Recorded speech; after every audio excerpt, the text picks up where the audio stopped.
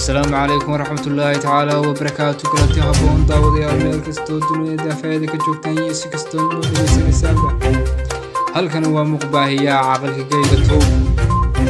dabada warka ugu doorka roona waxa kamid ah yaa Soomaaliland mudana Musabiix Cabdi ayaa xiriirsaday booskiisa joogtada ah ee gudoomiyaha xisbiga kulmiye iyo musharaxa shanta sano soo socda halkaas oo kaga adkaaday siyaasiyiin ay waaweyn la filayeen in booskaas ku soo baxaan fankii Soomaaliyeed oo xilguuray heesi oo noqday wax iska dheedheer iyo hadal aan micno sameeyeen iga waa دين رومانتيك مكاشين شيشيد كوكان يا بارك الله دين يارتو دين لحظو دين يقوال وعني يقوال رالي يا رولي رومانتيك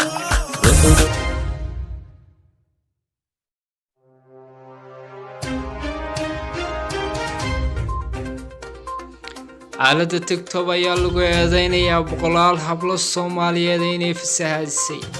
kuwaas oo ka hor ah xijaaban joogto gurigooda hadda se waa sidee xaalkooda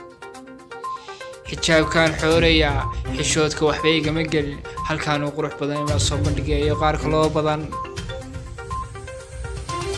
agaha oo la iska dhunkado oo noqotay romantic xishoodkiyo harkaa goosta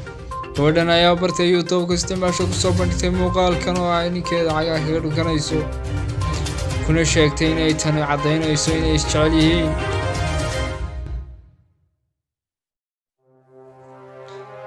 Trevor Shamfananin oo fanka Soomaaliyeed aad looga jecel ayaa fanka faaruujiyay kuwaasoo lagu eedeynayay inay fanka uga baxeen markii ay farxumeen kula kaceen fankii Soomaaliya falaadayaal fanaaniin isku sheegaya oo ay ka yimid yihiin